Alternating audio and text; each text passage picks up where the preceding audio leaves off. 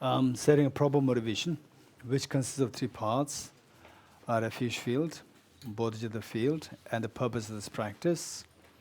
For the refuge field, what to visualize and how to visualize. What to visualize? Let us visualize Buddha Shakyamuni, His Holiness the Dalai Lama, and all the enlightened beings. All enlightened beings like Ara Manjushri, Ara Tejvara, Are Tara, Are Maitreya, Are Vajrapani, Are Kishidakarba, Are Samadabhatra, and so forth, Are Nagarjuna, all these enlightenments that you can think of. And as well, like the whole space in front of you is filled with all these enlightened beings. And number two is very important, that is how to visualize them. You visualize them like as your very affectionate parents, and imagine that you come home demoralized. Being demoralized, being bullied by the elder children in the school, and your parents are waiting there to give full love, affection, attention, so forth. The second part of the practice, which is how to visualize them with tremendous love and affection that you feel from Buddhas and Bodhisattvas, that reinforces your refuge, that intensifies your refuge, that stabilizes your refuge. Number two is the bodhicitta field. Visualize your two parents on the two sides. And in some cases, you may have some complications or problems with your family members like parents. It doesn't matter. So coming here, the intention is to transcend the discrepancies and the conflicts and so forth, to transcend all these things. So the moment we have these conflicts, we are not happy. We transcend these, you become very happy. The whole purpose of us to be here is to learn how to transcend the ordinary thinking. Okay, with that in mind, you visualize your two parents and all of family members, including your children, and everyone here in Singapore, and everyone in the entire world, in the entire Milky Way galaxy, in the entire universe, the human beings, animals, insects, spirits, hungry ghosts, hell beings, god and goddesses, and all sentient beings who desire happiness and who shun miseries. And how you visualize them? Here you are the mother and all others are like your children. And imagine you come home demoralized and your parents are waiting there with full love and affection. Likewise, all the sentient beings, they're like your small children. It's all because of their lack of the wisdom and the lack of the compassion that they are suffering terribly on this earth today, in this universe. So out of incredible great compassion towards them, imagine that the beings see you as somebody like their own mother, and then they feel such a feeling of solace, feeling of security, feeling of ease with you, to the extent that they feel themselves as so special in your eyes. And the purpose of this practice, let us not forget this, the purpose of this practice is eventually to discover the ultimate treasure that exists within each one of us, the treasure of fearlessness and the treasure of ultimate happiness.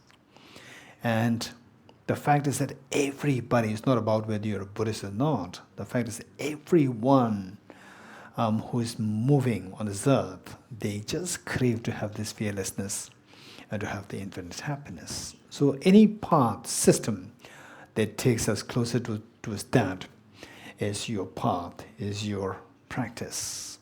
So with this in mind, we need to realize if the treasure is there within us, the perfection of the qualities is within us in the form of, say, the gold, but when mixed with the soil, the gold is not visible. So how to get rid of the soil from the gold so that the gold comes out glowing and radiating. Likewise, the Buddha nature, the seed of perfection is within each one of us. It's not a matter of only if you're a Buddhist you have this seed of perfection, whereas others don't have this. This is not true. Everybody has this seed of perfection. Whether you're a believer or not, forget about the somebody being Buddhist, non-Buddhist, whatever. Even if you are a non-believer, you have this seed of perfection within us. So this seed of perfection, which embodies in the form of fearlessness, embodies in the form of fear, the infinite happiness. But why it doesn't manifest is because of the metal defilements. The gold, when mixed with the soil, the gold does not glow. Your mind, this pure purity, is mixed with the soil of the metal defilements. The purity doesn't come out. You don't experience the fearlessness. You don't experience the infinite happiness. So just like the gold, you remove the soil. Likewise, how to remove the metal defilements. So for that matter, we need to know the nature of the metal defilements. And the metal defilements are of two kinds, the gross and the subtle. The gross one is referred to as the afflictive obscurations, the presence of which stops us from achieving fearlessness or nirvana. And then this subtle one, like the smell of the garlic, subtle one, the inactive seeds, that stops us from achieving total awakening or the infinite happiness. That is referred to as cognitive obscurations. Okay, in both cases, the remedy remains the same. Remedy is to see the reality as it is, to see everything like a dream. Just as a dream is coming from your mind, everything that exists in the universe, they all come from your mind. And how do we know this? This is what we have to study. This is what we have to know, not through blind faith. With blind faith, you will never reach to this understanding that things come into being by the power of the mind. So it's only through study, reflection, meditation that you can unfold this reality, that everything is like a dream. So once you discover this, then this realization must be supported by very powerful, the compassion of universal love. So this support will make this wisdom of emptiness very powerful to cut the mental defilements of all kinds, afflictive as well as the cognitive. So whereas if it is supported by only the renunciation, then we cut only the afflictive obscurations and not the cognitive obscurations. Okay, so our purpose of being here is to study, is to learn and to reflect on how our mental defilements are to be gotten rid of, so that your true nature, what we are today, that we are sick, that we are mentally unhappy, these are not your true nature. These are not your true nature. These are the adventitious natures. The true nature within you is fearless in nature. The true nature within you is with the infinite happiness. So that must be uncovered, unraveled. So for that matter, you are leading this, and all sentient beings are joining you through inspiration. And with that in mind, let us turn to page 2 and recite the verses. The first verse 3 times, then we'll switch to the page number 4, the 2 verses, then we'll come back. Enthused by great compassion, you taught the Immaculate Dharma to dispel all perverted views. To you, the Buddha Gautama, I pay homage. Enthused by great compassion, you taught the Immaculate Dharma to dispel all perverted views. To you, the Buddha Gautama, I pay homage. Enthused by great compassion, you taught the Immaculate Dharma to dispel all perverted views. To you, the Buddha Gautama, I pay homage. The next page, page 4. I go for refuge until I'm enlightened to the Buddha, the Dharma, and the Sangha. By my accumulations of the practice of giving and so forth, may I become a Buddha to benefit all sentient beings. I go for refuge until I'm enlightened to the Buddha, the Dharma, the Sangha. By my accumulations of the practice of giving and so forth, may I become a Buddha to benefit all sentient beings. I go for refuge until I'm enlightened to the Buddha, the Dharma, the Sangha. By my accumulations of the practice of giving and so forth, may I become a Buddha to benefit all sentient beings. Inspired by wisdom and compassion, today in the Buddha's presence, I chanted the mind of full awakening for the benefit of all sentient beings. Okay, page 2, second stanza. Independent origination, there is no ceasing, no arising, no annihilation, no permanence, no coming, no going, no separateness, no sameness. I prostrate to the consummate Buddha, the supreme among all teachers, the one who taught this peace which is free of elaborations. I prostrate to the mothers of the Buddhas and of the hearers and Bodhisattvas, Who through the knowledge of all leads here is seeking pacification and complete peace. Who through the knowledge of paths causes those who have migrated to achieve the aims of the world. And through possession of omniscience, subdues for the varieties having all aspects. The one who has transformed into the reliable guide, motivated by altruism to benefit sentient beings. The teachers, to guard them, protector, to you all make prostrations. The one who has eliminated the web of conceptualizations and is endowed with the divine bodies of the vast and the profound, who eternally shines forth the forever noble light rays, to you the... Okay, let's recite this mantra 3 times together. Om ye dharma hetu prabhavam hetum tesham tathagato yavatat tesham chayo nirodha evam vati mahashramanaye svaha. Om ye dharma hetu prabhavam hetum tesham tathagato yavatat tesham chayo nirodham evam vati mahashramanaye svaha.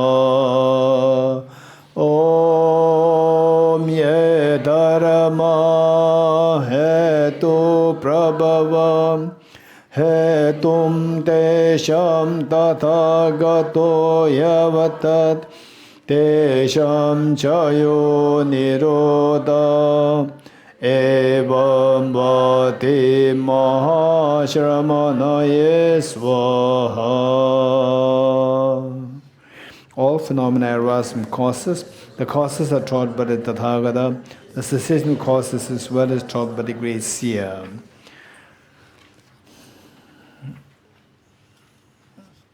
Okay, we'll reach from page 6. Page 6, the foundation of all good qualities. This is a very important text, very important, short, very concise text. This will tell us as to if you really want to seek fearlessness, if you really want to seek infinite happiness, then how to proceed. What's your journey like? It's not an easy journey for us even to become, say, a successful person or a professor. One needs to invest lots of number of years into this effort to achieve that goal. So then what we're talking about is the infinite happiness. To become a professor, to become, whatever designation, the successful entrepreneur, or whatever. So this is not the ultimate happiness. What we are seeking is infinite happiness. So for that matter, the journey is going to be little, of course, long and quite challenging.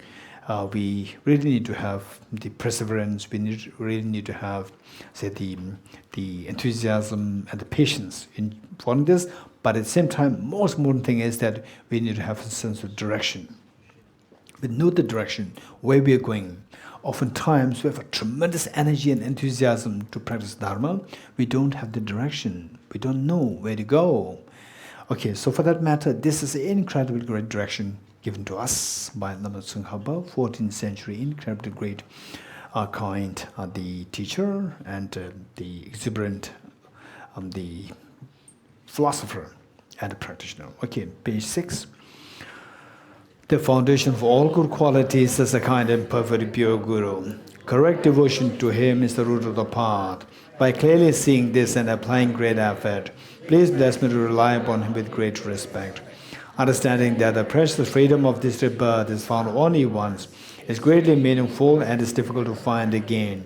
Please bless me to generate the mind that unceasingly day and night takes its essence. This life is as impermanent as a water bubble. Remember how quickly it decays and death comes. After death, just like a shadow follows the body, the results of virtuous and non-virtuous karma follow. Finding firm and definite conviction in this, please bless me to always to be careful, to abandon even the slightest negativity and accomplish all virtuous deeds. Samsaric slends are unsaged and unreliable. Seeking them is the door to all suffering. Recognizing these shortcomings, Please may spirit generate a strong wish for the bliss of liberation. Let by this pure thought, mindfulness, alertness, and great caution arise. The root of the teaching is keeping the Pratimoksha vows. Please bless me to accomplish this essential practice. Just as I have fallen into the sea of samsara, so for all mother migratory beings, please bless me to say this, train in Supreme Bodhicitta, and bear the responsibility of freeing migratory beings. Even if I've developed bodhicitta, but I don't practice it, that morality, I'll not achieve enlightenment. With my clear recognition of this, please bless me to practice the bodhisattva vows with great energy. Once I pacify distractions to wrong objects and correctly analyze the meaning of reality, please bless me to generate quickly within my mind stream the unified path of karma abiding special insight. Having become a pure vessel by training in the channel path, please bless me to enter the holy gateway of the fortunate ones, the supreme Vajra vehicle. At that time, the basis of accomplishing the two attainments is keeping pure vows and samaya. As I become firmly convinced of this, please bless me to protect these vows and blessings of my life. Then, having realized the importance of the two stages, essence of Vajrayana, by practicing with great energy, never giving up the 4 sessions, please bless me to realize the teachings of the Holy Guru. Like that, may the Gurus who show the noble path and the spiritual friends who practice their long lives, please bless me to pacify completely all our inner hindrances. In all my lives, never separated from perfect Gurus, I enjoy the magnificent Dharma by completing the qualities of the stages and the paths, and could attain the state of Vajratara. Okay, first we will do a quick meditation, 5 minutes meditation, which which we did yesterday. A quick reminder, should they be newcomers, a quick reminder of the instructions.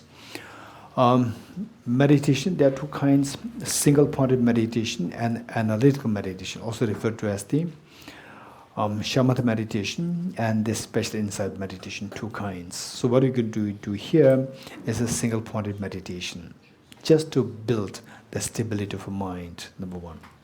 So for that matter, 4 points to keep in mind. 1 is the body posture. Number 2 is the focal point. Number 3 is identifying the errors of meditation. Number 4 is applying the remedies. The 4 points. Now with this, number 1, the focal point.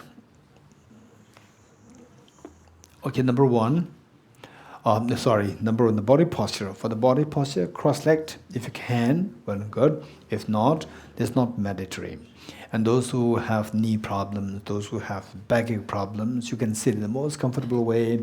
Don't force yourself to sit cross-legged. But those who can, there's a tremendous benefit. You sit cross-legged, then automatically your mind becomes more fresh and more alert. There's a tremendous benefit there. Okay.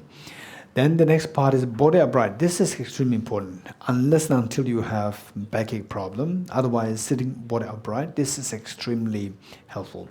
And unless you have body ache, not seeking the help of a support. So just sit upright without seeking the help of any support. That is extremely important. And then the body should not be bent like this. It must be straight, upright. So the moment the body is upright, the channel through which the energy flow, it is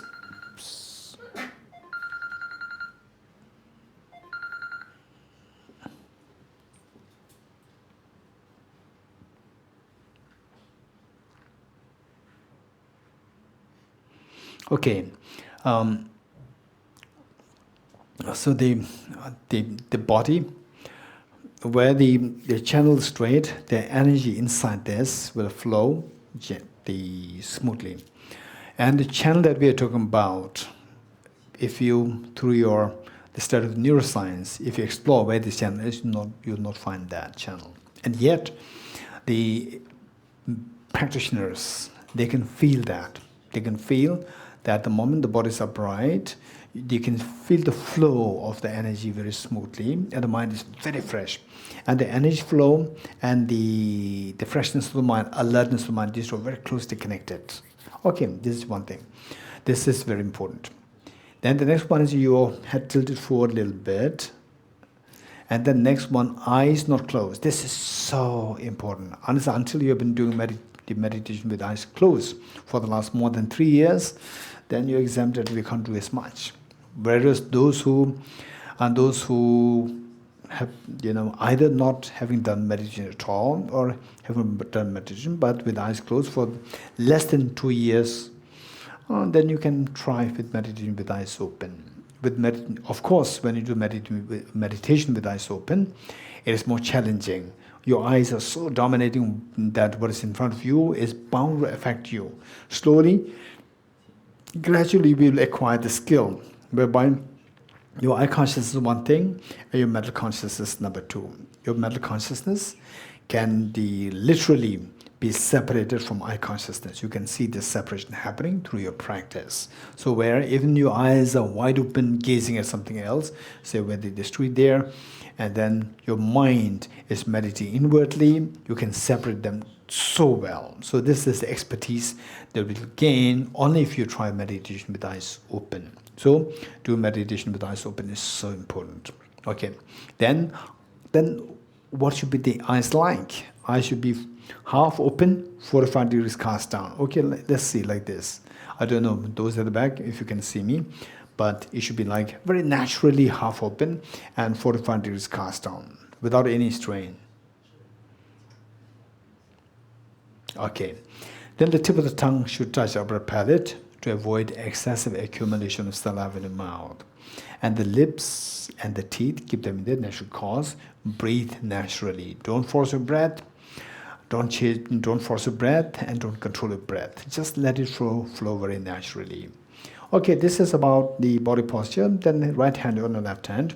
And the tips of the two thumbs. Try to keep the two thumbs standing, forming a triangle. Place the two hands on the laps in a very restful state. This is your body posture. Next is the focal point. We're going to meditate. There are so many kinds of meditation. What we're going to do is a very simple but very effective meditation. So what we do is that like this, like this tiny white dot. Just visualize a very tiny white dot between your nose and the upper lip. Just visualize that tiny white dot. 1 mm, 2 mm in diameter between nose and upper lip. This is what we're going to focus on. While you focus mind there, multitasking. Two things happening together. One is focusing mind there on the white dot, and the other is counting your breath. Breathe in, breathe out. Cycle 1, breathe in, breathe out. Cycle 2. This is what we're going to do for, today we'll do for 2 minutes. 2 minutes. And see, 2 minutes is going to be like, in some cases, it's going to be like the 25 cycles through to 36, maximum like 40. Okay, this is going to be and it depends on the length of your breath. It differs from individual to individual. Okay, this is your focal point. Then number 3 and number 4, very important. Number 3 is identifying the errors of meditation. What can be the potential mistakes which we can make while meditating? 2 mistakes. One is mental scattering, mental wandering here and there. And the number 2 is mental laxity, mental sinking, where your mind feels heavy and lethargic, particularly after lunch. Right? It's sinking now? Okay. When it's monologue, then there's a tendency for the mind to sink. Whereas if there is interactive session, then the mind is more active. Okay. So these are the 2 tendencies, 2 errors or the 2 potential mistakes. One is mental scattering, and the other one is mental sinking, mental laxity. So should any of these 2 things happen, what should we do? Go to apply the remedies. 2 remedies. Introspection and mindfulness. Introspection is like if you have your pet dog, you lost a pet dog, first you go in search of the pet dog. And you see that your pet dog has gone somewhere else, you find the dog. Then the next is the job of looking for the pet dog, that job is done. Next is the job of the rope. Tie the dog with the rope and bring it back home and try to bring it home. Likewise, your mind is like the pet dog. Instead of meditating, it is distracted somewhere else or is sleeping. Then when you find that, this is the introspection. Job of introspection done. Next is job of the mindfulness. That is, like the rope, bring the mind back to the intended object of meditation. The white dot between your nose and upper lip, and multitasking, counting your breath in and out. Okay, ready? 2 minutes.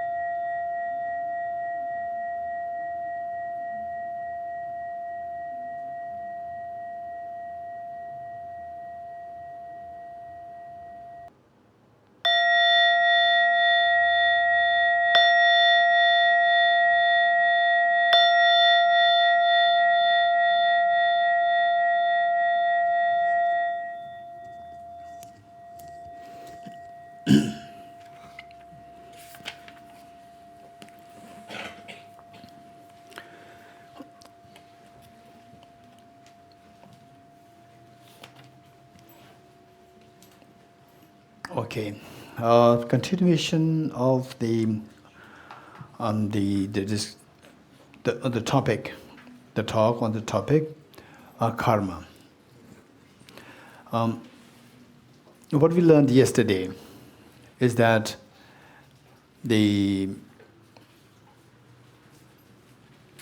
why or in what manner the karma plays a very important role. Karma, the concept of karma. In the first place, karma.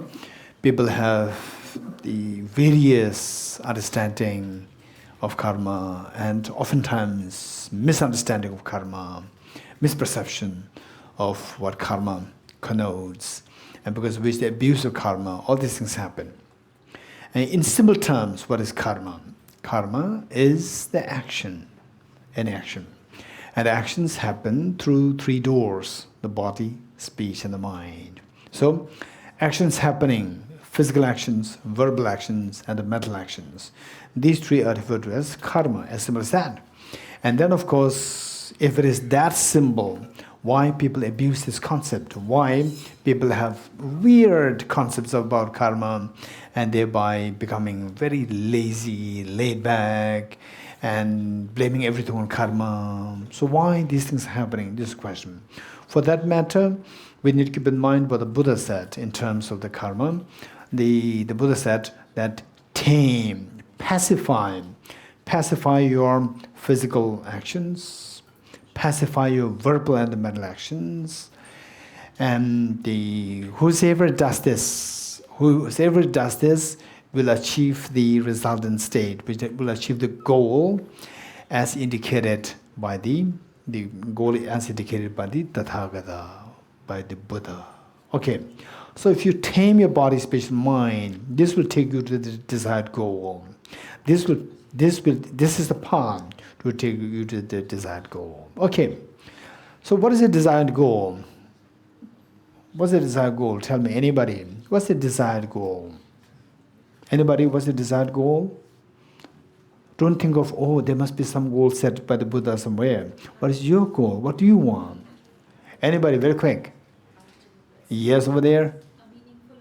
A meaningful life. Very good. Anybody else? Okay, let us listen to others, right? So when they give the answers, see, what do you think? And in what way the answer given by other people, they say they conflate, or they go in parallel, or they go in divergence. Let us see. Okay, one is to lead a very meaningful life. Anybody else? Very quick. Raise hands. Yes. Liberation. Anybody else? Yes, there.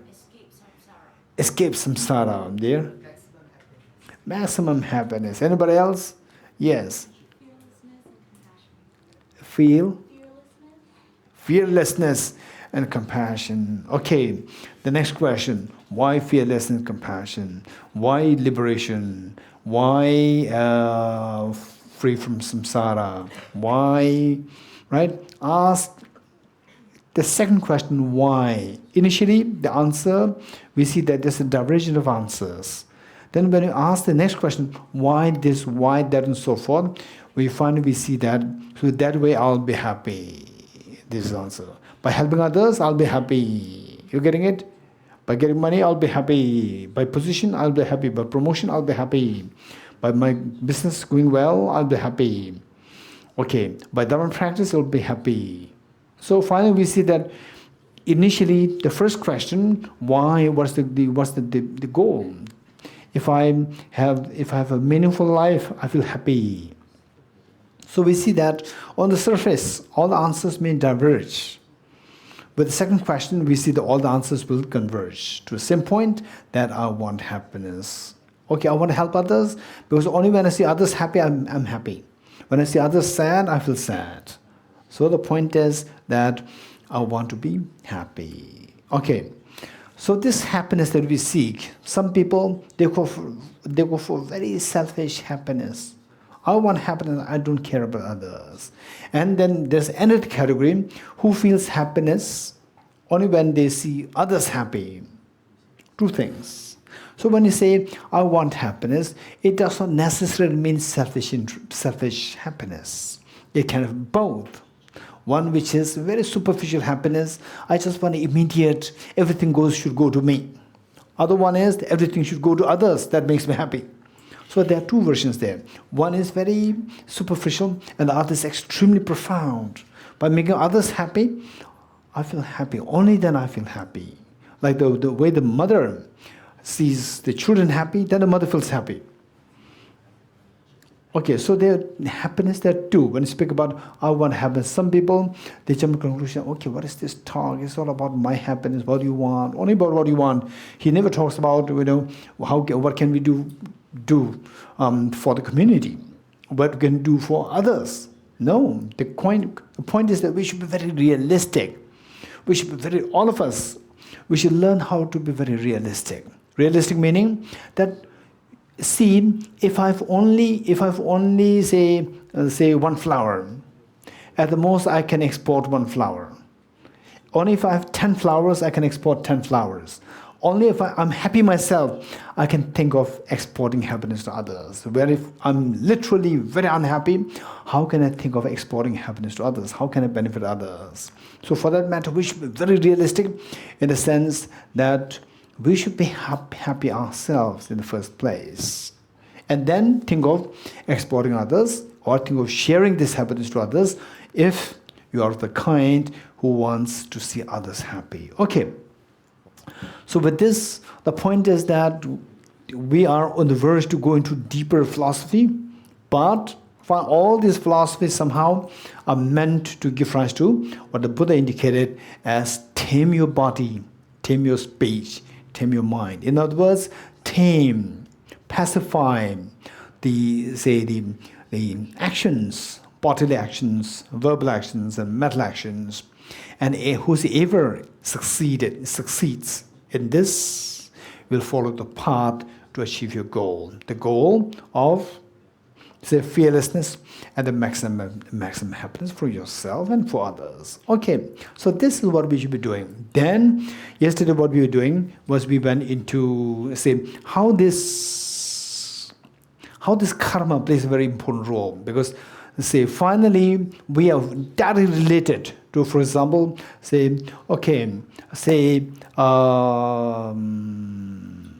say that I have ailment. I'm sick.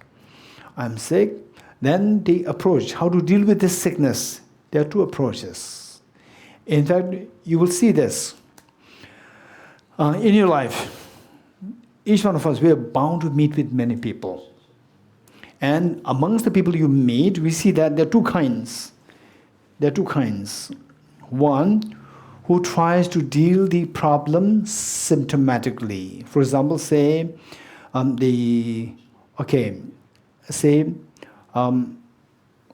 I'm sick. If I'm sick, instead of we'll go to in some case they even don't go to the doctor. right? They just keep complaining. And some, they go to doctor, and then the doctor will advise, don't do this, don't do this, don't do this, don't do this, and they don't care. They simply want the shortcut treatment. They want some prescriptions, medicines to be prescribed. And with the medicines they eat, and they think that your problem will go away. So this is a very symptomatic treatment. And there's another one where the doctor says, okay, so this is because of eating oily food, because of eating this, that, and junk food and so forth. You have to refrain from this. This is because of taking excessive carbohydrate. This is because of taking, say, the stale food, alcohol and so forth. You have to refrain from these. Some, they don't really care. Some, they take it very seriously. They take it very seriously. My illness is because of these factors. I have to refrain from this. So some, I simply want to get rid of this problem. That's it. Give me some medicines. Okay, this is how if you look at the people who you know, you see that how they deal with the problems. Some people, they just keep complaining. And what going to complain? Oh, only if earlier I have done like this. Earlier I've done like this, no point in thinking like this. Whereas some people, okay, earlier I did this, I made mistake, now I'll not repeat this. Right? Some people only lament over the past mistakes, Some people, they take lessons out of the past mistakes too. So this is the difference. So with this, they say, the Buddha taught, Ye dharma hetu prabhava. All these problems, don't try to tackle the problem directly. Tackle the problem by tackling the causes of the problem. This is what the Buddha taught. Those people who tackle the problem through tackling the causes, these are the wise people. And those people who tackle the problems directly without tackling the causes, these are the unwise people. Right? Believe it or not, just see in the people around your circle, just see how many of them, they belong to this category. So usually, who always look to tackle the problem directly without tackling the causes, they are the ones who complain all the time. They just complain. Oh, how I wish if I did my business like this 10 years ago, that by now I'll be very rich. How I wish if I've talked to that person nicely like this 5 years ago, by now I will become the manager of the program, manager of the business, right? Now this person ought to become like this. And this is all just thinking of the immediate effect. They don't think about the causes. Those people who tackle the situation by tackling the causes, these people will never complain. They know how to tackle the situation so well. And then they will achieve. These are the people who are the achievers. And those people who only tackle the situation symptomatically, they will never achieve. They keep on complaining. Okay, so that way, what is the message that we need to take from here is that we need to learn how to identify the causes of the problem.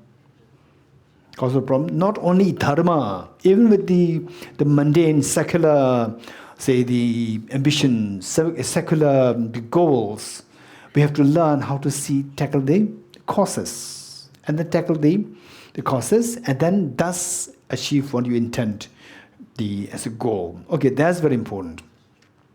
For that, I'd like to today share with you, say, what exactly is karma. We talked about, say, the physical, verbal, and mental actions, and this is karma.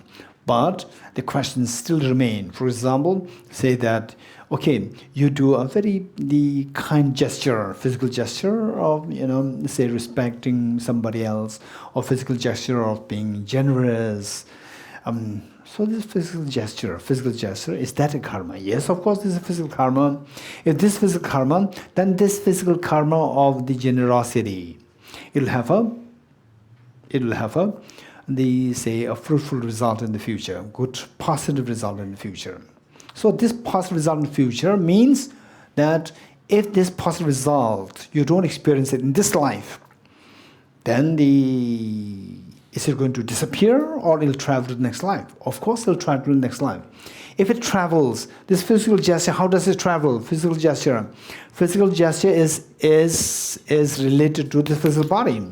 And when the person dies, the physical body is going to be left behind. This physical body will not travel. So how does this karma, the physical karma and the verbal karma, mental karma, okay, is fine, but the physical and verbal, how do they travel to the next life? For that matter, we need to know precisely what is karma. So thus far, I've in a very vernacular, the cursory form, I explained to you that the karma is the physical, verbal and mental actions. In other words, karma is action.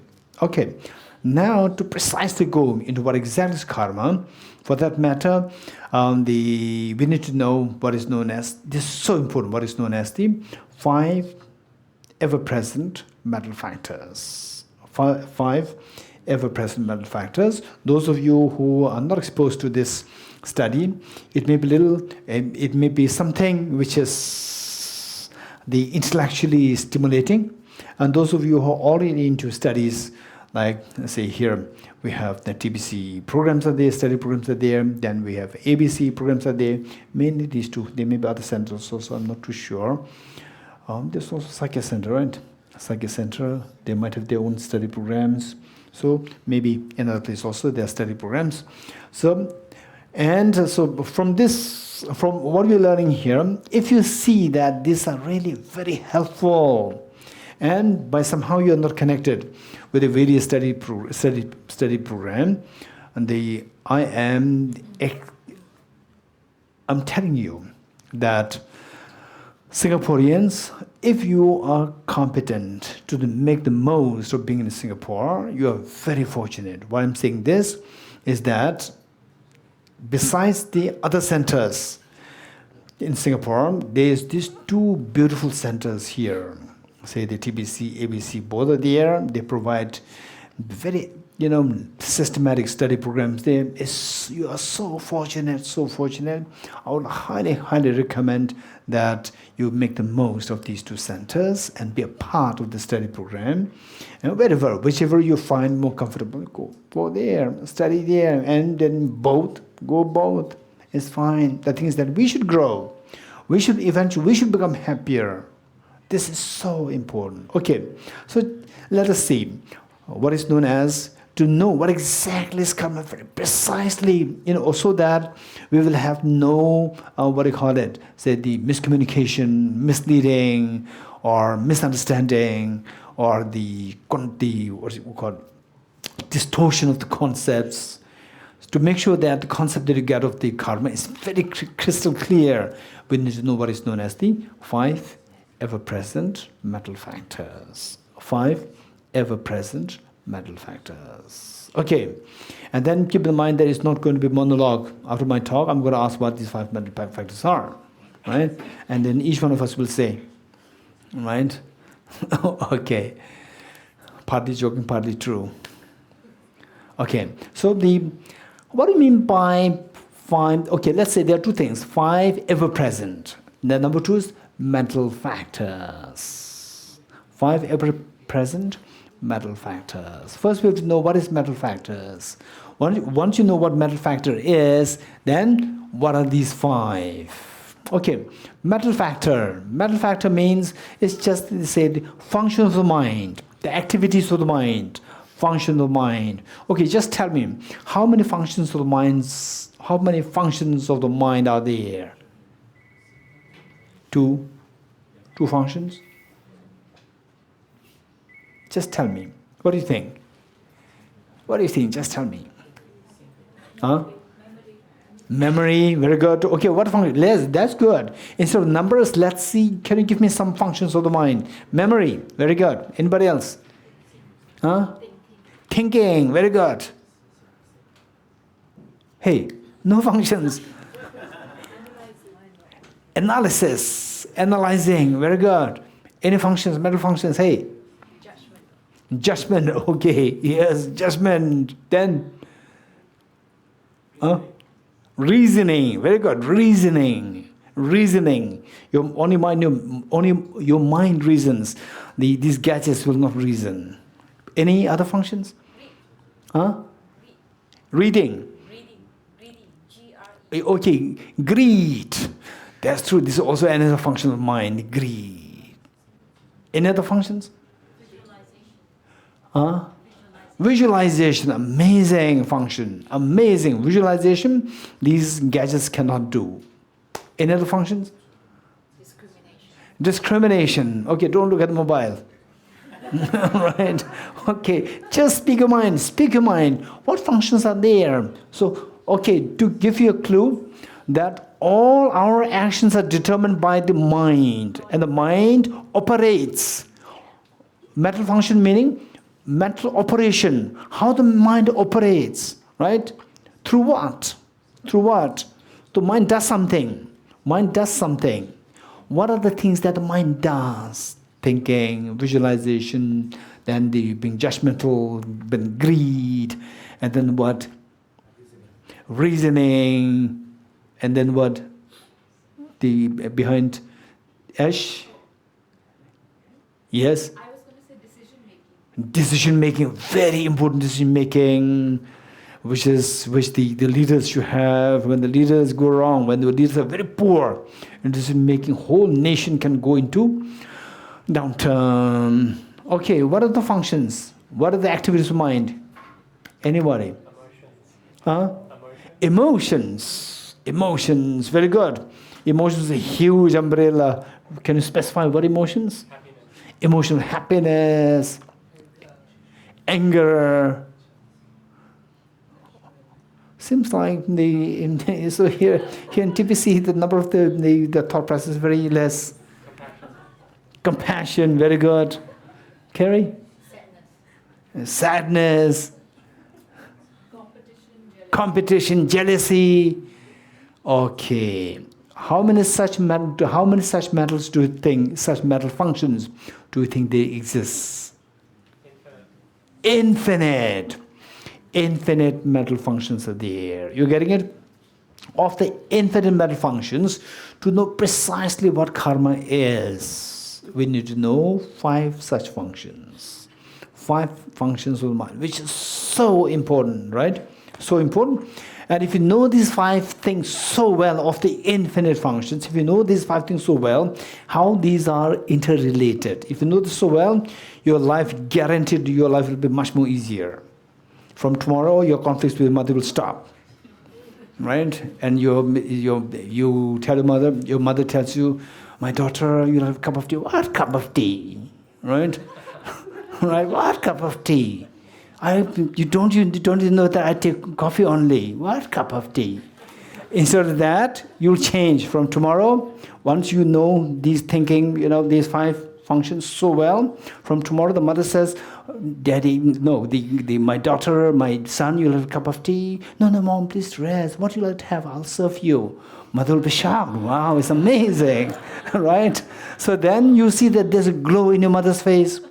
Because you see the glow in the mother's face, this glow, who gave this glow to your mother's face? You gave it. You feel such a joy. When the mother sees the joy in your face, even the mother will be even more happy. And then this is like a positive ripple effect within you.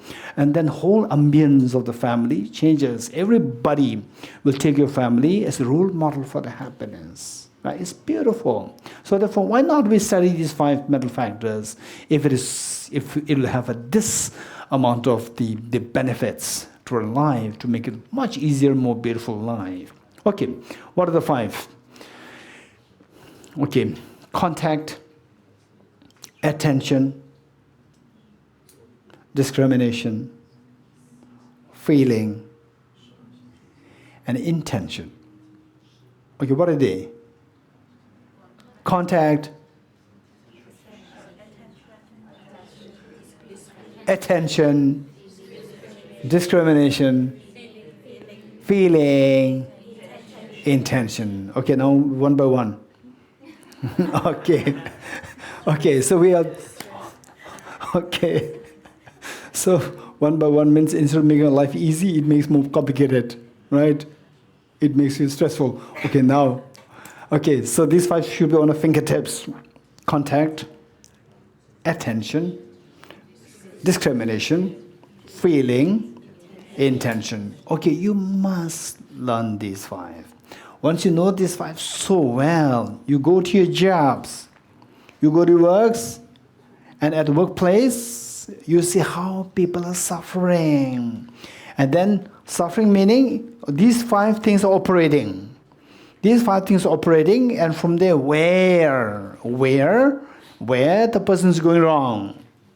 And if you feel comfortable, if the other person is comfortable with you, you can help rectify these, the points. Make the other person also very happy. Okay, the 5. When we explain this, it's not difficult. It's not difficult, but because when we say something here, the 5 points and so forth is easy. After a while, oh, this is easy. After a while, you to remember, you will not recall these 5 points. Again, go back to square one. Again is, okay, now he said something which was so easy that time. Now I don't even remember. So we have to pay attention. Even though you think that they are easy, pay attention. This will be very helpful. Okay, let's say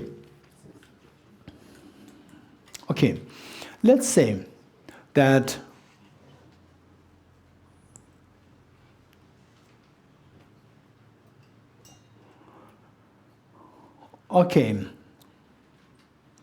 let's say that you are somebody. Okay, now not only you, most of us, we want the best of the gadgets. Best of the gadgets, right? You like iPhone or Samsung? What do you want? Nowadays, the chocolates for your birthday gift is just, what is this? You want iPhone X. Or, this kind of gift is required. Okay. So chocolate is the past examples. Nowadays, like iPhone. Okay, let's say that, that Nick's birthday in June 13th? June 13th, right? Okay. So let's say that it's your birthday, and morning, 5 a.m., you are still in the bed.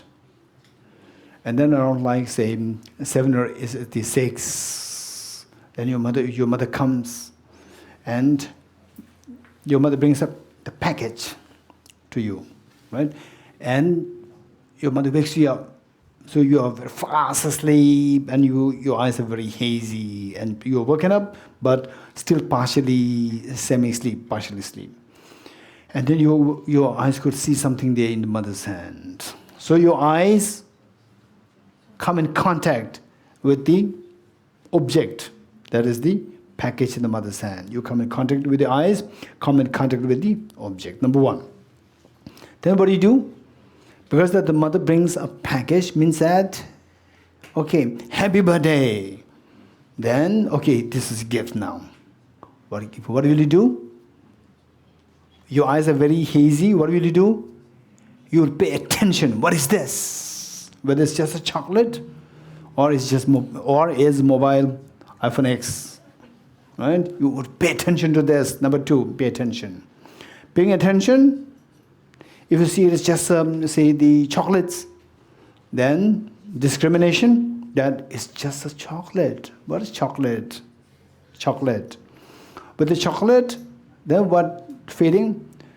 Unpleasant dissatisfaction. Feeling of dissatisfaction, feeling of unpleasant feeling arises in you. With unpleasant feeling, and this is what I'm not expecting from my mother, right? I'm expecting iPhone X from my mother, not chocolates, right? What is this, mom? Right? You spoiled my whole birthday. Right? What is this? Okay, so there what is happening? The feeling is very unpleasant feeling. Because of unpleasant feeling, then what is next? Intention to not acknowledge the gift. Mom, take it away. Do you think that I'm still a small child? Right? So then the harsh words come out. Then physically just disapproving, disregarding what the mother brings. Physical, verbal, mental actions come into being. So these come into being, for example, okay, say that these actions, they come into being. Okay, so let's say that There are many things there. The book is there, then the pen is there, then the mug is there, and my eyes just caught sight of all these things that they're on the table.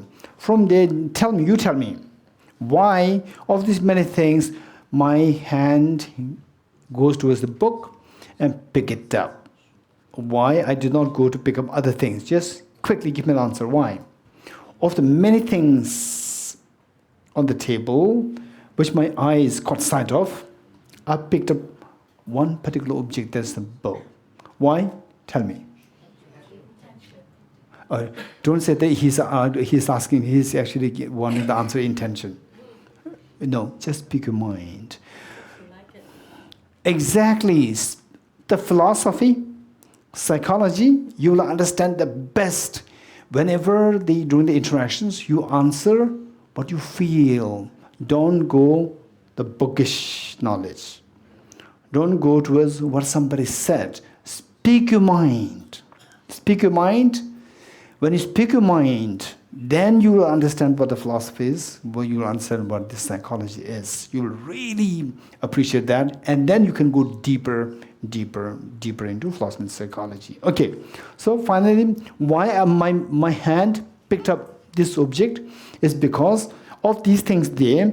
My interest is drawn by this object. Interest. I like this. So I like this, and then what? I bring the object closer towards me. So my mind, okay, now do you agree with me? When we say in a vernacular sense, we say that I like this. In a vernacular sense, meaning in a very normal sense, in a very ordinary understanding, in a normal, the language, we say that I like it. But technically speaking, your mind has the intention to pick this book and not others. Do you agree with me? Your mind has the intention to pick this up. So this mind, what dictates me, for example, in my sitting like this, and then I pick this up. What made you pick this up? Because Li Hui asked me to pick this up, right? So somebody asked me to pick this up. Whereas nobody told me to pick this book. Who made me to pick this up? My own mind. So this mind, my mind, having the intention to pick this up, is the one which makes my body to move towards the object. Right? So this body moving towards the object, this is a physical action. This physical action, what makes the body to move? Actually, the muscles move. What makes the muscles to move? My thinking. That thinking which makes something to move. That thinking which makes something to move is a mental function. My mind instructed my hand muscles to move to get the object. So this thinking within my mind to make the physical and verbal to move, that is known as the intention. Intention to move. Intention. Now, this intention, physical movement, is nothing but embodiment or the manifestation of the intention inside. Right? Intention. When I see somebody, I smile. Right? Okay. No, what could be his intention? Right?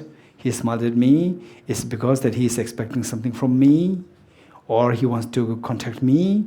Right? So there, what is his intention? What is her intention? Okay, so the intention inside within us, that is one which makes us to move physically and verbally and mentally. So this intention, if somebody asks you, what is the real karma? What's the real meaning of karma? Intention is the karma. Don't forget it. Intention. Mental function of the intention. So this mental function, the intention, is technically referred to as the mental factor of intention. If somebody asks you, the mental factor of intention means it's just mental function of the intention, which means the intention within your mind. Intention within your mind is known as the mental factor of intention. That is the karma. That's the karma. Then you may ask, then what about the physical karma? Physical karma, is it karma or not? Hey, physical karma, is it karma or not? Yes, physical karma is the intention. Intention is mental, it's not physical. So how can you think about physical karma as an intention? Right? So for that matter, we need to know how the physical action is within the mind. Within the mind, there are three categories of intention. Intention to make your physical body move. That is the physical karma. Then within the mind, that is the intention to make our words move. Meaning, right, very gentle words, very kind words, and very unkind words, very sarcastic words. So this is all determined by the intention. Intention which decides your words, the quality of the words, the kindness or the rudeness of the words. That intention is known as the verbal karma. Then the next one is when is your mind to move. Okay, without talking, without physically expressing, your mind does all the calculations, right? Okay, if I do like this, then this will happen. If I do like this, then if I talk to him nicely, then he'll be kind towards me. If I be kind towards me, then I can request him to do this. All these calculations happening, not physically, verbally, is happening mentally. The mind is also moving. Right? Mind is not statically thinking about, oh, this person, this flower, not like this, but it's moving so actively. That movement is the mental karma. Mental karma, physical karma, and verbal karma. Okay, this is one thing. Now, from the audience participants here, I know that some of you are already into, many years of exposure to Buddhist philosophy and Buddhist psychology. For you, one thing I'd like to add is that this presentation, the karma, what I told you is that within the intention, there are three kinds. One, which makes your body move, that is the physical karma. Within the intention, there is one which makes your words to move, that is verbal karma, and within that, one which makes the mind to move, that is mental karma. Okay, this is very generic understanding of karma, very generic understanding. Now, precisely from the prasangika. Okay, this is a little technical, don't worry. Even though you're not exposed to this kind of the philosophical, the differentiations, and don't worry about it, it's just for, but if you pay attention, this is a great plus point. Because you are learning something which is a technical part, otherwise you will not learn. Because of the presence of the others who are already exposed to Buddhist philosophy for many years. For them, I'm sharing this, and you also reap the benefit of being with them. Okay, so now from the highest Buddhist school point of Prasangika point of view, then they speak about, say, this physical action. Physical action. What is this physical karma? Physical karma is the physical action itself. Physical action, right? Physical action and the mental intention which drives the physical to move. Physical to move. So from the Prasangika point of view, this physical action that we see, which is visible, the mind intention which drives your physical to move, you cannot see this intention. You can infer this intention. You can infer from how physically he just pick up this book. Okay, all these very interesting mug is there, a very interesting pen is there, and the book is there. He's more intellectual. Whereas if I pick up the mobile, rather than this mobile or like this, he's more into gadget. He's a gadget person, right? But not so intellectual. So that he always gives the books and the pens. Always become the gadgets, which means he's more gadget person, not the intellectual person. Where just pick up the books or internet. So being intellectual, whatever, is you cannot see that what's going on inside the mind cannot be seen, but you can infer from the physical gestures. Okay, so from Prasangika point of view, what is physical action? What is physical karma? It is the visible physical action which is happening visibly, which you can see visibly. This is the physical karma for prasangikas. Okay, prasangikas and the lowest school. Okay, skip that for the time being. Highest Buddhist school is prasangika. From prasangika point of view, it is the visible physical action. This is the physical karma. And the physical verbal action, this is the verbal karma. Whereas other Buddhist schools, they say that physical karma does not travel to the next life. Visible physical action. But what drives this action is the mind. That is the most important thing. That intention travels to the next life. So this is karma. So this is the differentiation. Okay, I don't want to go into too detail into this discussion. Now, I will go through these 5 points. 5 points. One is, let's say that somebody hits you from behind. You are sitting like this, somebody comes from behind you unaware of. And somebody hits you like this. Are you angry or you are not angry? You are happy or you are angry? Somebody hits you like this. Happy or not happy? Okay, not happy, raise hands. Okay, happy, raise hands. Okay, 1, right? 2. Okay, so let us all hit them very hard. Okay, what about others? Those who do not raise hands, happy, not happy. Why do you not raise hands? Neutral. Okay, neutral means that you can hit, it's fine. They are neutral, right? Okay, oftentimes, what we do is, just don't imagine hitting somebody else. If somebody hits you, what will you do? From behind. If somebody hits you, what will you do? Turn around. This is a practical. You mean that you are interacting with me. When you say, I'm happy, I'm not happy, which means you are not thinking. Right? You are not being practical. If somebody hits you, right, you don't know who was hitting you. You look and you turn around. This is the way you are fully with me. Okay, who said, I'll turn around? Raise hands. All of you will do that, right? All of you will do that. You'll first turn around that person. And if you're more skeptic, more, suspicious kind, you'll turn around with them, the frowning face, like this, right? This is what you really do. But you discover that with a frowning face, you turn around, and you see that is your brother who you lost for the last 10 years. And to whom you feel so love and affection, then instantly this frowning face will change to a smiling face. Right? Then this is a very happy gesture, very kind gesture of love and affection. Whereas if it's an unknown person, bullish, right? Unknown person, then you become so angry. It's the same gesture, the same thing.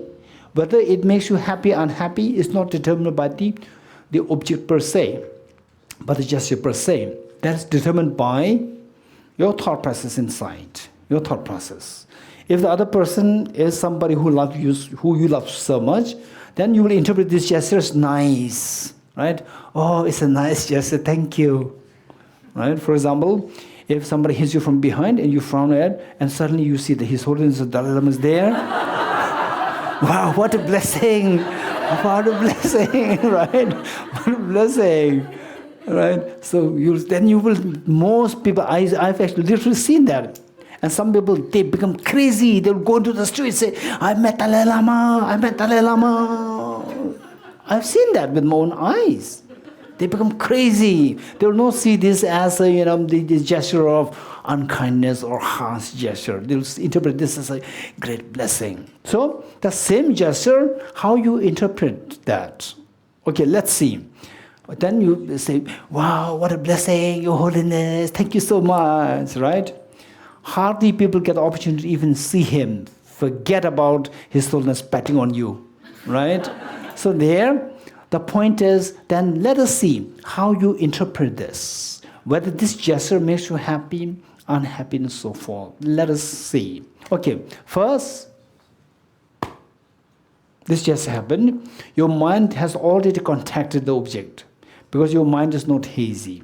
Contact. And then you pay attention so fast. Contact, hitting you, and your mind sensing it, contact is there. Then you pay attention so fast. With attention was discrimination, little bit of pain, and little bit of roughness there. So this is a little bit rough. How come there's somebody's hitting me like this with a front of face? You turn towards. Then when you turn towards the person, if you see that person is somebody really unknown, then what happened? What is contact? Attention, discrimination. Unknown person, how dare you do this to an unknown person? Then the feeling is very unpleasant feeling is retrieved. With the unpleasant feeling, then the intention to fight back, intention to say something harsh towards the person, or intention to express disapproval of what the person did, it arises intention. Whereas, so with this same gesture, you turn around and you see that it is His Holiness the Dalai Lama, then what happens?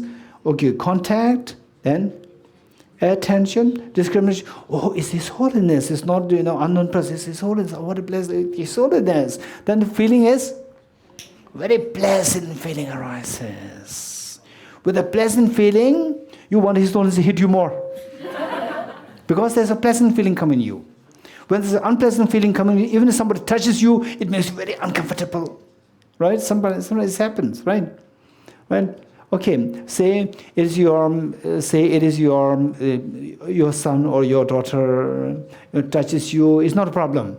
When sometimes I see that. Sometimes even with husband and wife, right? Even between husband and wife, they touch each other just like this. They feel so uncomfortable like this. I saw that, right? I saw that, right? Say one time during just a very casual meeting, the husband put his hand around the arm around the wife, and the wife felt so uncomfortable. She put it in a very skillful way, put it back. This is what I notice.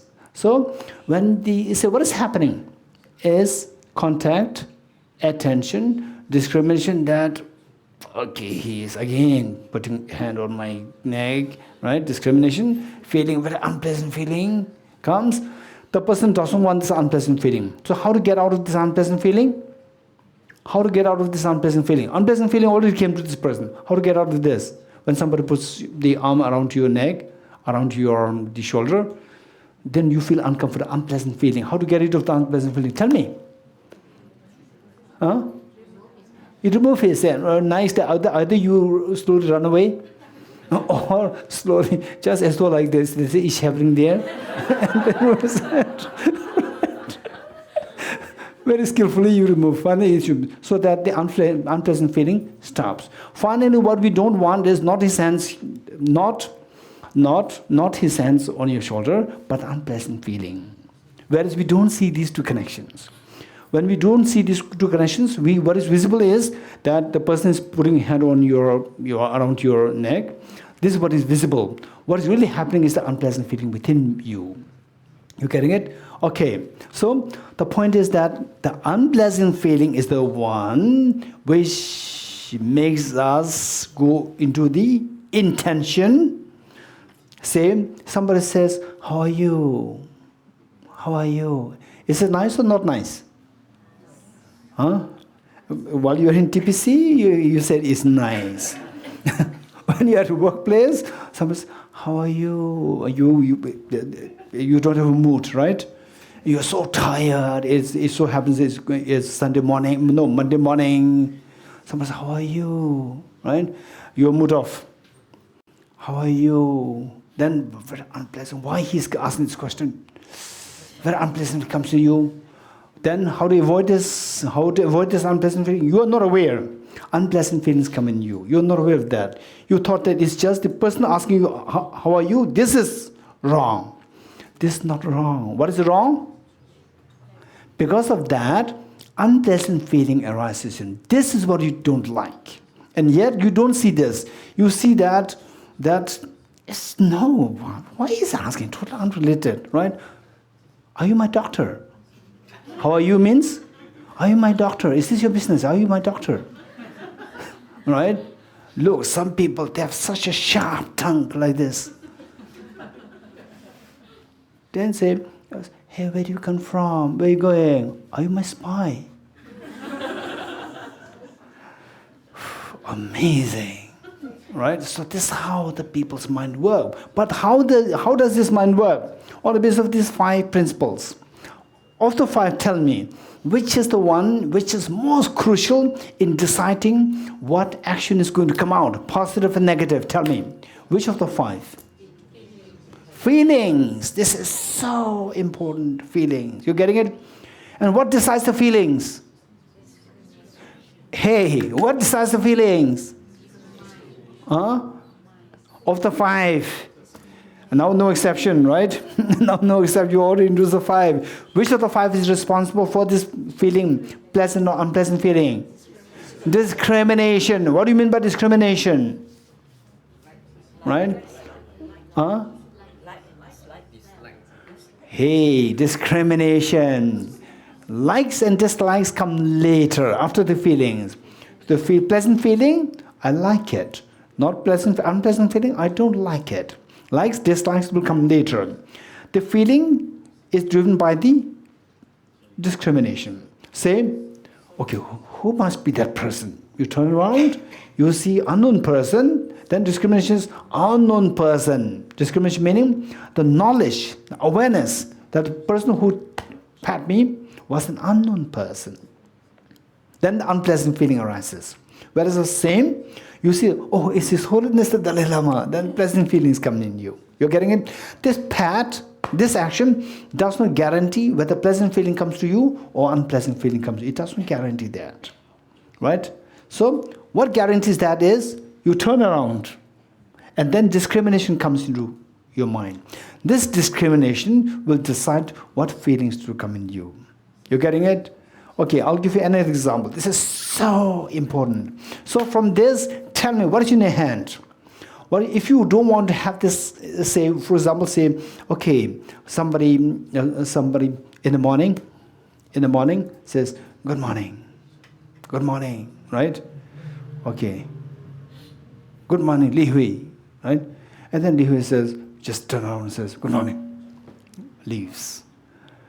What made you behave like this? So unwelcoming. What made you behave like this? This behavior, saying good morning, but in a very, uncomfortable, unpleasant way. Why did you behave in, such the unwelcoming way? So this is action, intention. Intention not to respond positively, to respond negatively. Why this happened? Because of this intention of reacting negatively came into being because of the unpleasant feeling. Because of pleasant feeling or unpleasant feeling? Pleasant feeling. The pleasant feeling gives you the wanting to express negatively. So on which feeling? Okay, be very precise. So say, intending to behave in a very negative way is because of unpleasant feeling. Don't just say feeling. Feeling, they're both. Say unpleasant feeling. Okay. How come that this person, you have this unpleasant feeling? Unpleasant, how? Why? Because of the particular discrimination. Not all discrimination, particular discrimination. This discrimination came into being because of attention. Or then contact. Contact you cannot avoid. Attention also you cannot avoid. You have to pay attention. Then the next is discrimination. Okay, now we see that this discrimination decides what kind of feeling. This feeling decides what action to undertake. You getting it? So finally, say of the 5, which can you rectify so that your action will be positive and constructive? Very good. Okay, of the 5 mental factors, what we see is that contact is indispensable. It is invariable. We cannot avoid that contact because our eyes are bound to come in contact with the objects. Your ears are bound to come in contact with the sound. In other words, we are bound to have these 5 senses come in contact with the objects. Then accordingly, mental consciousness is also bound to have contact with the objects. The moment you have the contact with the objects, your mind is bound to pay attention. These two are something which is unavoidable. You cannot avoid these two. Now, next part is discrimination. This is very important. Discrimination. That is in our hand. That is in our hand. You getting it? That is in our hand. Discrimination. Okay, let's say, okay, today is the day. We have a bunch of very beautiful flowers here, right? We have a bunch of very beautiful flowers here. Okay, so just look at this flower. One of these flowers. Okay, upstairs. I don't know whether you are seeing these flowers. The downstairs you can see the flower. Okay, tell me, what do you see? Look at these things. What do you see? Flowers or beautiful flowers? Colorful flowers. Colorful flowers, beautiful flowers. Those who are not interested in flowers, they will say flowers. Those who are interested in flowers, they say beautiful flowers or colorful flowers. Okay, so now look at, let's say, of these flowers, you pick up one. Of these flowers, this is not a real flower. Okay, let's say it's fine. Okay. Okay, let's say that you are seeing this beautiful flower. So, okay, first your eyes come in contact with the flower. Next, you pay attention to this. Oh, this is a fake flower or real flower? It's a real flower. Pay attention to this. What is discrimination? What is number 3? First one is contact. Number 2 is attention. Number 3 is discrimination. What discrimination comes to you? Oh, there's a chocolate there. Or what? What discrimination? There's a beautiful flower there. Okay, so this is discrimination. Then what's next? What feeling? Very pleasant, appealing feeling comes to you, right? And then what's next? Intention to keep looking at it, or if you're more daring, you come to snatch it from me. Intention to take away, or intention to keep looking at it. So this intention. Okay. Now, how the discrimination, mental factor of discrimination, 3:30? Till 4. Okay. How the mental factor of discrimination plays a role in triggering the various feelings, and how the feelings they have the role to decide your intention, and how the intention decides your bodily, verbal, and mental actions. And the actions decides whether the world is going to be chaotic or whether the world is going to be harmonious and friendly.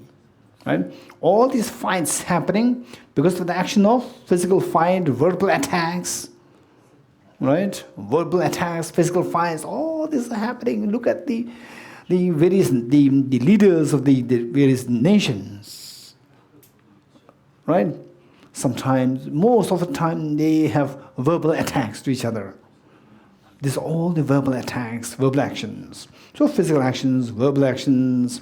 Okay, so now these actions, if the actions are very harmonious, understanding, friendly, it brings such a wonderful, so the real magic happens to the citizens of the nations. If they say, for example, let's say, I should not go too much into politics.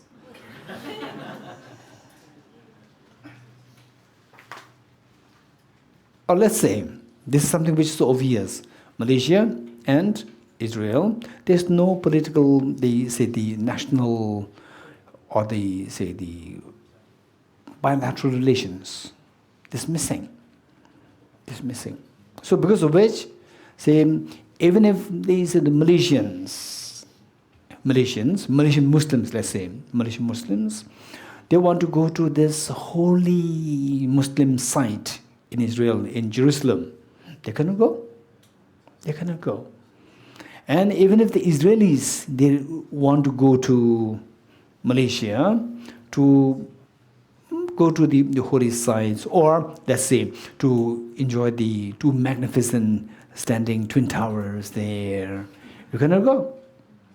Because there's no bilateral relations between the two nations. Why no bilateral relations between the two nations? Because they decided they built up the intention These two leaders, they built an intention not to have the bilateral relations. Intention not to have the bilateral. Why they build this intention not to have the bilateral relations is because the mere thought of connecting with each other, they feel the unpleasant feeling. Why this unpleasant feeling? Because of the thought that we are enemies. Discrimination, that we are enemies. So this unpleasant feeling makes them to build this intention not to have this bilateral relation. Why this unpleasant feeling happened? Because of this discrimination that two of us are enemies. So look, the leaders, and who thought that? Common people? No, the leaders.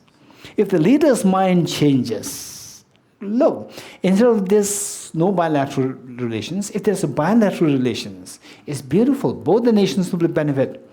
Right? Tourists from Israel go to Malaysia. Tourists from Malaysia will go to Israel. And both the nations will benefit. It's beautiful relationship. Right? There's not going to be a sour relationship. It's so beautiful. Okay, so for this now, going back to this point, the flower.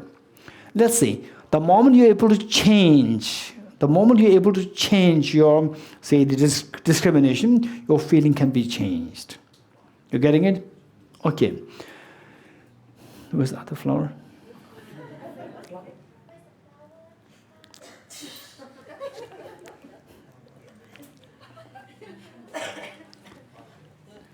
Okay, let's say now, okay, this is a very serious matter.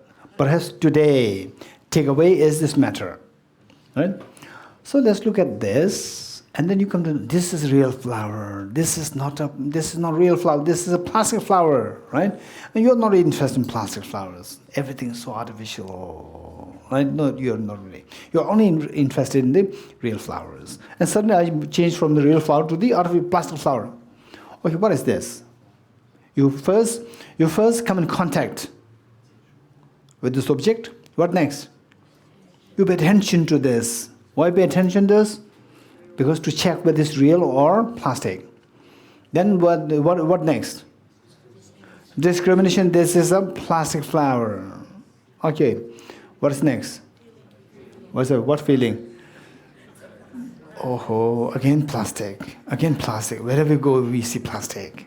Then unpleasant feeling comes in you. So then what happens? Unpleasant feelings comes, and then intention not to look at it. Hey, look at it. You don't look at it. Right? Or intention not to look at it. Intention not to pay attention to this. Not to pay interest in this. Okay. Now, why you're not paying attention to the, why you're not feeling interested in this anymore? Why you don't have the intention to pick this up and they own it? Why you don't have this intention? Because you don't feel pleasant feeling when seeing this. Why don't you have the pleasant feeling? What discrimination? Don't just say discrimination. Discrimination does not necessarily give you unpleasant feelings. That is a very boring plastic flower. This discrimination. You're getting it? This discrimination, boring plastic flower. Okay, flower made of plastic, boring plastic. So that discrimination is responsible. Now, let's say, if you can change this discrimination, your feeling will be changed. Okay, how? Do you agree with me that this, what you call as the plastic flower, this is made of millions of atoms? Do you agree with me?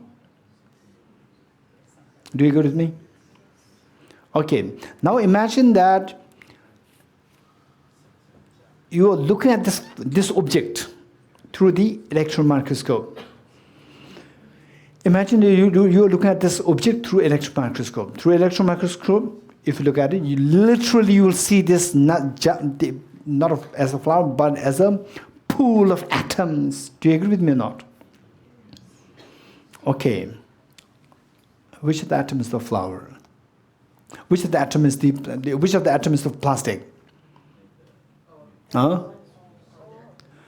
Which means you have no information about chemistry. Right? None of the atom is plastic. Plastic is a compound.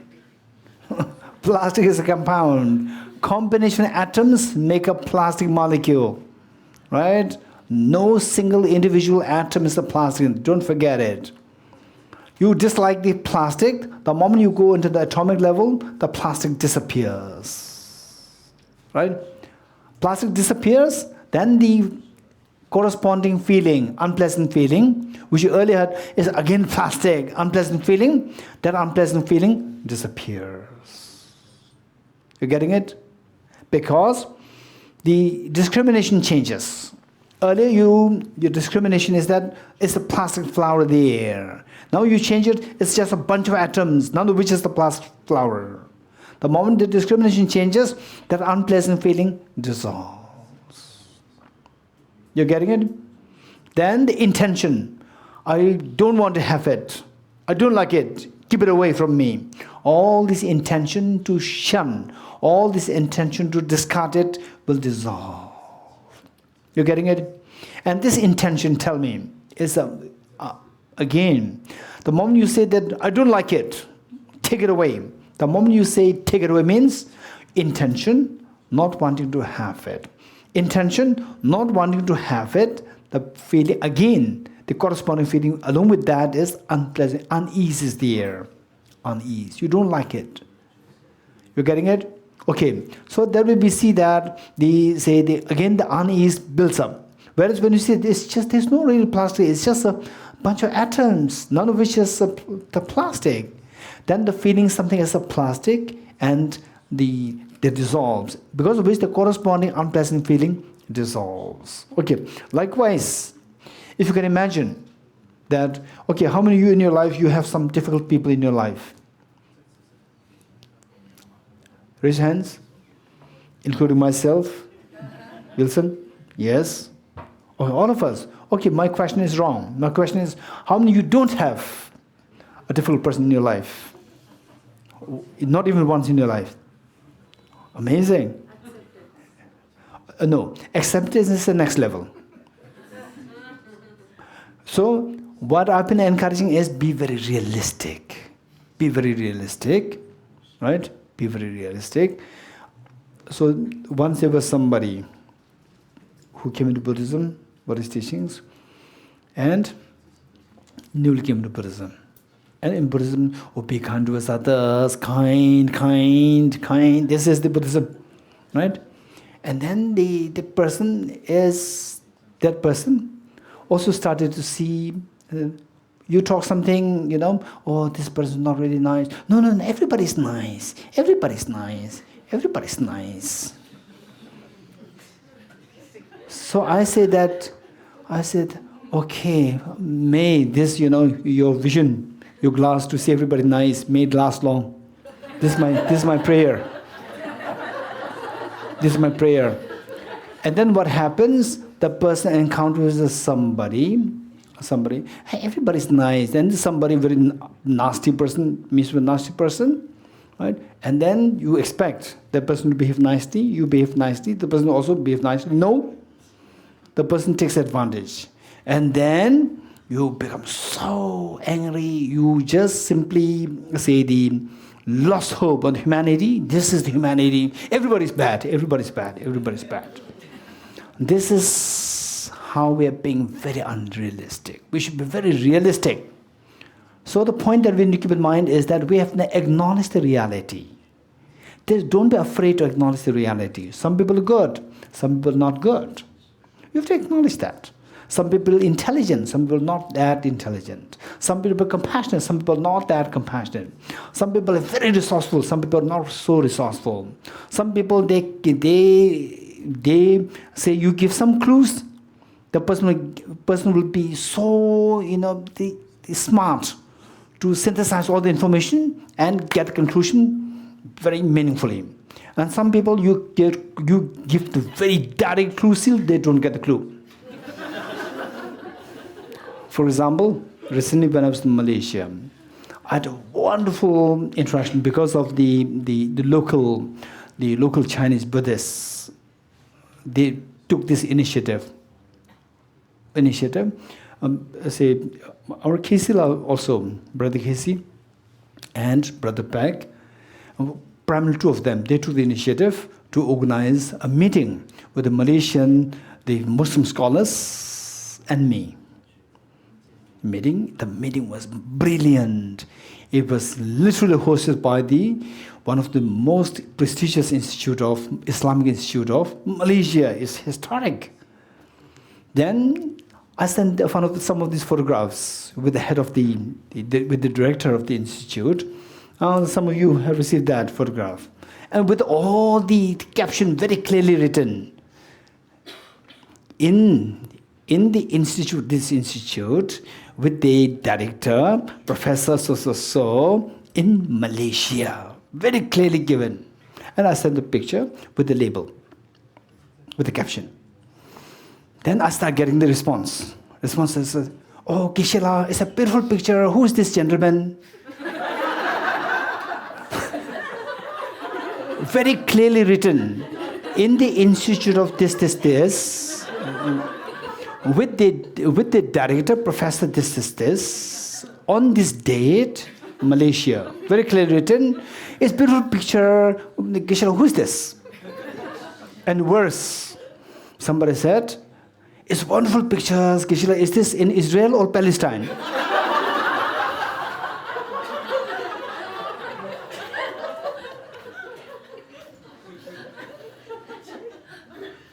And one said, "Geshe, these are beautiful snaps. Beautiful snaps. Who's this old man?" All clues are given there, very clearly given there. Did not even read it. This is how people, So this is the reality that we have to acknowledge. Don't think that everybody reads the caption, right? Okay, what kind of discussion? What's the topic? Nobody asked what is the topic, right? Said, where is this? In Malaysia, I wrote it with capital. Still, they say, where is this? So we have to acknowledge the reality that not all are, the good, bad, intelligent, not intelligent, compassionate, not compassionate. All are there. We have to acknowledge that. After acknowledging that, then how not to be affected? Right? After acknowledging all this, then how not to be affected? This is the next point. Then for those people, right? Those people who I see as very naive, I'll have to tell them, this is in Malaysia. Actually, it's already there. Still, they ask me the question, I'll give the answer, yes, this is in Malaysia. And who is this old man? I said, this is not just old man, he's a very reputed philosopher, professor. So we have to acknowledge the reality, right? Okay, so the point is that, okay, now what I'm saying is that this is reality that we come across, the way where people, in our life, no doubt, we come across people who are so difficult to deal with. I personally, in my life, since my childhood, when I was 5 years old, I remember one who was so difficult. What kind of karma I accumulated, I don't know. When I was 5, I lost my mother at five, and then in replacement of my mother, my father took 3 siblings to school in Dharamsala, and in the school, because I was just 5 years old, a baby there. So all these small children, they were handed over to the elder girls to take care of these young children. And then I was very unlucky. Elder girl who must be aged, I think, 10 or 11, and who was supposed to be taking care of me. The moment she sees me, her favorite thing to do is to slap me. Slap me, scold me, just make me work something. 5 years old boy, right? This was how he was being tortured. The moment I see him, I freeze, literally freeze. So traumatic, one part. And there's the reality, right? Oh, you're nice. No, I cannot say this. And then the next one was again another person in my life. Then since like age 6, 7, from there till like age the 20, 21, or for the rest, precisely between these two. Again, there was somebody there. The moment I see this, lucky that I just eventually go into Buddhism and meet with all the brilliant teachings of unconditional love, even towards your enemy and so forth. Brilliant. They're so fortunate. I'm so fortunate. Now, today, I look back in time, I see that this is the best of the gift in my life is to meet with this. Meet meaning I already came in contact since my birth as in Buddhism, but the real concrete study, reflection, meditation on compassion, and the wisdom. These two I see as the greatest gift, my fortune to meet with these two things. Okay, so what happened was all these many years, so much of trauma going because of one particular person. And anybody who meets with this person, unless until you are some form of bodhisattva, no, impossible. You can see that tolerance is very, can't really imagine. Okay, so what happens to the extent that then after this, I joined the Institute of Buddhist Dialectics, then I come across with all these teachings, bodhicitta, unconditional love, so forth. Then since that age, I was so keen to do my personal practice on unconditional love and so forth. I was practicing this, and the point when it comes to, may I become Buddha for the benefit of all sentient beings, that feeling, that person who was so uncomfortable, very problematic, sophisticated, complicated, and just the mere sight simply makes me into, irritation. So there, may I become Buddha. That was by myself, without anybody. May I become Buddha for all sentient beings. Then this person comes to my vision. So irritating. Then I would say that, may I become Buddha for all sentient beings except for this person. The moment I say except for this person, this is not bodhicitta then. The whole purpose of my practice is defeated. Right? Okay, so this is reality. Now imagine that in your life there is somebody like this person in your life. Imagine. Okay, imagine that. Now imagine that person. Right? Okay, we have only 3 minutes. So this is the important part. This I'll have to do later. So for 3 minutes, any questions? 1 or 2 questions from what we covered yesterday or we covered today. Anybody? Any questions? Just feel free to. Yes. Through the mic so that upstairs can. Geshe, through your training, how long did it take for you to include the other person in your bodhicitta? Okay, this is a very serious question. Same. How long did it take? How long did it take to include the other person in your bodhicitta practice? How long did it take? It's not easy. It was not easy. It's quite a long time. Quite a long time. And I personally, Buddha, the kind of a blind faith, almost nil in me. Very skeptic since my school time. Meaning, after being introduced to physics, particularly at that age 15, around that age, from then, I became very skeptic with although born as a Buddhist, then start to ask questions to all the Buddhist concepts. Whatever little that I knew, I started asking questions. Okay, 2 things to share that. And instead of sharing my experience, I would be happy to share. Okay, it'll take a little time. It's already now 1 minute. Say that my teacher's experience, my teacher. Okay, if you insist that I should share my experience, I'll be happy. But the more meaningful would be for me to share my teacher's experience. What happened was that he was one of my teachers, Gelamri Rinpoche. He passed away now. Incredibly great teacher. How I wish that he's today with us here, that I sit with you and receive teachings from him. What was such a blessing for all of us. Okay, never mind. So he was, those days he must be in his 30s. He passed away in his 70s. Those days he must be in his 30s. He was in his hermitage, and very poor facilities, very poor. Even for water, drinking water, everything he had to get on his back in the jerrycan. You know jerrycan? Huh? Okay, the younger ones, you don't know jerrycan. You don't know jerrycan. Okay, somebody can explain what jerrycan is? Through mic.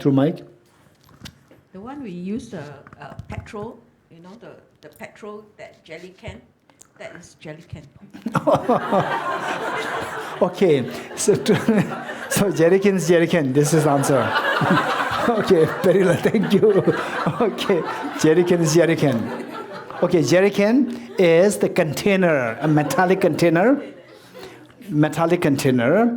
which is about like 20 liters capacity, and usually used for the transporting petrol. It's a container like 20 liters. It's quite huge, and because being metal, it's quite heavy itself. Plus 20 liters, add to it water, it's very heavy. So this my teacher, as a 30 years old, around 30 years old, from his hermitage, then climb all the way down the hill, very steep down, get water, fetch water from there, then climb up very steep. Even if we had to go without anything, you can hardly climb. This is how he had to do every day. Then what happened was that, so there the water, it was not like a river. River, there's no complication, but it's tap water. So the plumber, the person who takes care of the pipes, he was a very nasty person, extremely short-tempered, very nasty. And the poor hermit would come down, then get his water. This plumber would come and say that, you broke this tap, what do you call it, tap or tape? Tap. You broke this tap yesterday. And he said, no, I did not do it. Who told you that I did it? You did it, right? Such a person, good for nothing person. So therefore you're sitting in the mountain, right? And you broke this tap. And look, so expensive. I have to come all the way down there. They said, no, I did not do it. Yes, you do it. Do it. Then this is exchange happened, and I'm a Tamil practitioner, I should not find, right? Yes, you did it, right? But such a hopeless person sitting there. What are you doing? What do you think you are doing? Then slowly, he's not fully enlightened. He's just a young boy, like 30 something, right? And then he also has muscles. So he became a little old, then angry, then who told you that I broke it? Tell me, you have to prove that, right? Tell me first. Then he also become angry, right? And then this heated debate, fight, and then he would carry the jerrycan and then climb up. It's like, it'll take about 15 to 20 minutes, very steep. Then he would put it down, he would sit down, on what? On the meditation cushion. Okay, then he would talk to himself. Okay, Jambal, what did you do today, this morning? What did you do? Oh, I went down to fetch water. Yes, continue. Then what did you do? Then I met with this gentleman, the plumber. Yes, what did you do? Then he started to abuse me. Okay, yes, I know. He will abuse you because he's not a practitioner. Fine. Yes, then what did you do? Then I said, no, I did not do it. He continues to abuse me. Then what did he do? Then I also become angry and started to fight with him. Okay, you become angry. That's amazing. He become angry is fine. He did not claim himself to be a practitioner. He did not claim himself to be a hermit. And you claim yourself to be a hermit. And you are a hermit and fight with this person. There's no difference between you and him. Right? So why you call yourself a hermit? That's true. This is so shameful that you did it. You fight with him. That's true. From tomorrow I'll not fight. Are you sure? Yes. This is all internal conversation. within himself. Okay, tomorrow, let him scold me. Let him beat me. Let him kill me. I'll not fight back. Very good. But give you a promise. Yes. Then meditate. Then tomorrow morning, again jerrycan down. Again, open the tap. Again the person, you broke it yesterday. Oh no, don't fight. You are a practitioner. He's not a practitioner. No, I did not break it. Sir, I did not, sir. I mean, they added this word, sir. I did not break it. What, sir? You broke it. Right? You broke it. No, I did not break it. Then he was more. Then again he lost the temper. He said, how dare you speak like this to me? How dare? I also know how to speak harsh. I also know. Right? Tell me. What do you like to do? Do to me. You want to beat me? Beat me up. Right? Okay. Then again, jerrycan up. Put it down. Or the meditation cushion. Okay, what did you do? I went down, fetch water. What happened? Oh, again he started abuse. Then what did you do? I said, I'm a practitioner. I promise not to show anger. Okay, you should know anger. No, I tried my best. No, what do you mean by tried? Right? You showed anger. Again you showed anger. Yes. I cannot control myself. Look, this is how weak you are. You cannot control your emotions. So weak. Right? You made a promise. Let him kill me. Let him beat me. I will not fight back. What happened yesterday? He did not kill you. He did not beat you. But you fight back. What happened? Yes, sorry. Okay. Not tomorrow. It took him 7 years. Believe it or not. It took him 6 years.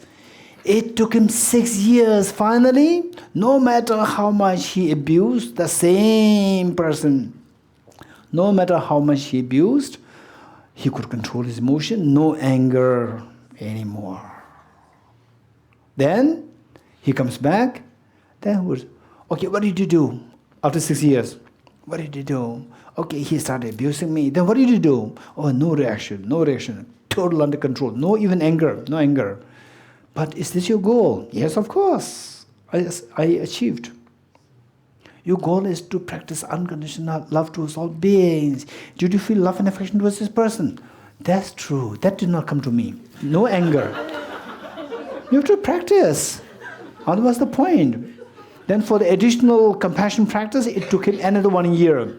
Then literally on the 7th year, no matter how much the other person abused him, the more he abused him, the more feeling of compassion grew in him. This was the success. It took him 7 years. Yet the point is, if you practice, it will happen to us. That transformation will take place within us. By knowing these five ever-present mental factors, how they operate. Okay, we'll continue. Half an hour break.